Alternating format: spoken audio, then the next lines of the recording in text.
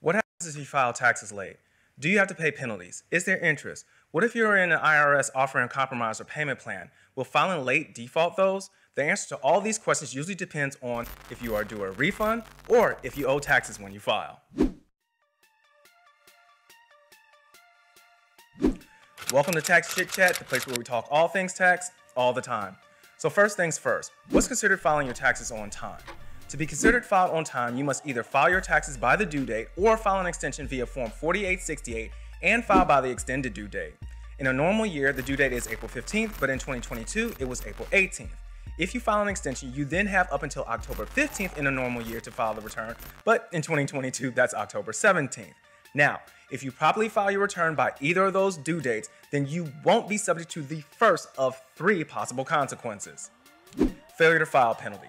The failure to file penalty is charged on tax returns filed after the due date or the extended due date, absent a reasonable cause for filing late.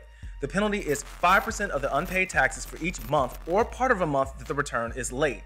And if you still haven't paid the IRS after 5 months, well, the failure to file penalty will max out at up to 25%.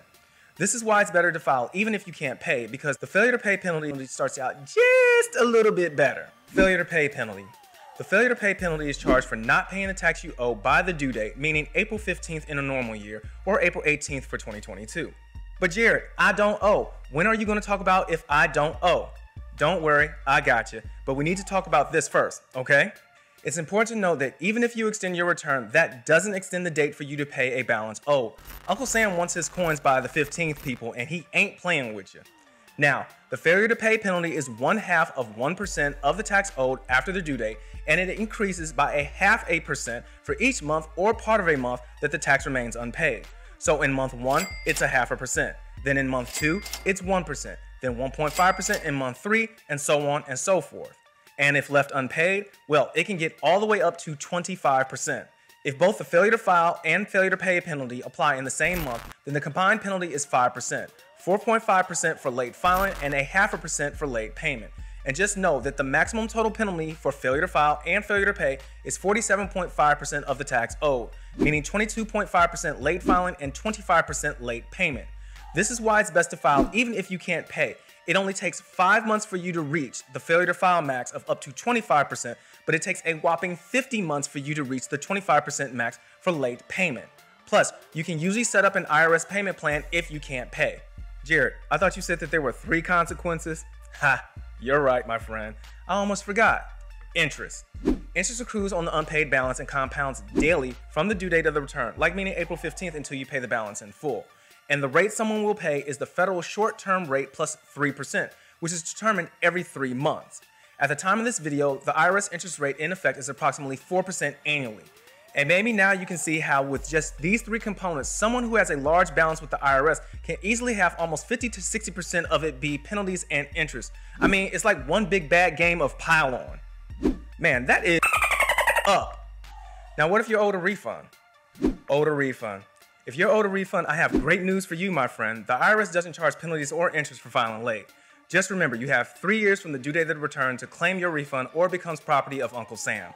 And in certain instances, if the IRS takes some time to issue your refund to you, they might even pay you some interest. Isn't that nice of them? Owe and have an IRS OIC or IA. If you have an IRS offering compromise, you must file your taxes timely for the first 5 years following acceptance of your offer. This means you have to either file by April 15th or extend and file by October 15th. But, and this is a big but, you must pay your taxes on time. So if you owe, your taxes must be paid in full by April the 15th.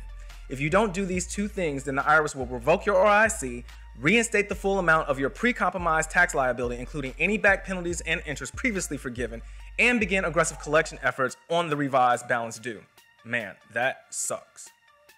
And what if you have an installment agreement? Well, having a tax balance on this year's tax return will default it, and you'll have to go through the process of setting it up all over again. If either of these 2 things has happened to you, then feel free to contact us. I'm a CPA authorized to represent taxpayers before the IRS and state, and we'd be happy to assist you with your matter. If you want to know how to deal with IRS debt that you cannot fully pay, we recommend watching this video next. And until we meet again, remember to always keep earning, keep learning, and just like that, this chat is adjourned.